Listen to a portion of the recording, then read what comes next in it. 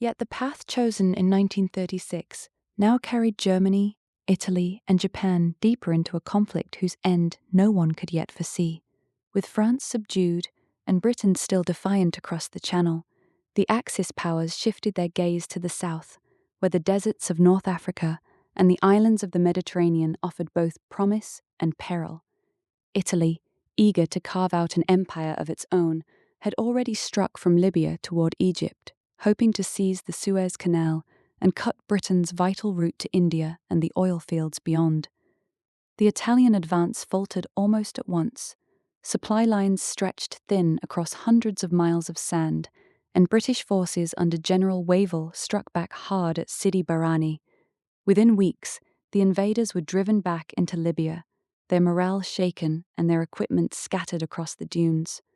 Mussolini turned to his German ally for help, and Berlin responded by dispatching a small but elite force under Erwin Rommel. The Afrika Korps arrived in early 1941, its tanks and half-tracks gleaming under the desert sun, and Rommel wasted no time in counterattacking. His swift drives across Cyrenaica astonished both friend and foe alike. Tobruk, the key port still holding out under siege, became the focus of bitter fighting. Yet every mile gained eastward brought new problems. Fuel, ammunition, and water had to travel from Italian ports, often in slow convoys that British submarines and aircraft hunted relentlessly. Malta, the small island fortress in the Central Sea, lay like a thorn in the Axis supply route, its airfields and harbours allowing constant raids on shipping. Rommel pressed on regardless, his reputation for daring growing with each victory. At the same time, Italian troops in East Africa found themselves cut off and overwhelmed, their colonies falling one by one to British and Commonwealth forces. The dream of a new Roman Empire in the sands was already fading, replaced by a grinding war of logistics that neither Italy nor Germany had fully prepared for.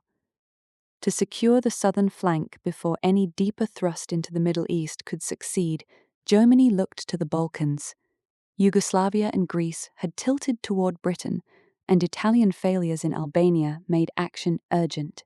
In April 1941, German armor rolled south through Yugoslavia, its capital falling in days, while airborne troops seized the bridges and passes leading into Greece. The Greek army, already exhausted from fighting Italy, could not withstand the combined assault. British and Dominion units that had landed to help were forced into a hasty evacuation from the southern beaches. The cost of these swift campaigns was measured not only in lives, but in the steady drain of fuel and transport that might otherwise have supported Rommel's desert thrust.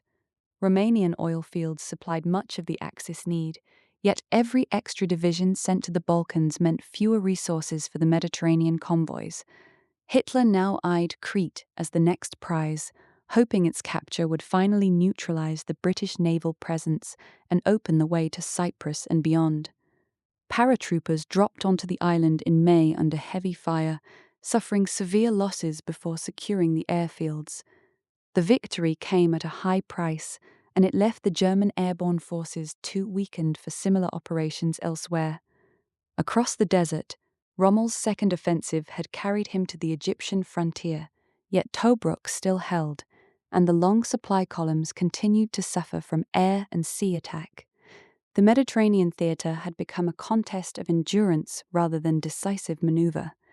Italian convoys battled through to Tripoli and Benghazi, while the Royal Navy sought every opportunity to strike. Both sides understood that control of the narrow sea lanes would determine whether the Axis could ever reach the oil riches of the Middle East, or whether Britain would keep its lifeline intact. For the moment, the momentum remained with Rommel's forward units, but the desert itself seemed to demand more men, more fuel, and more time than either Berlin or Rome had allotted.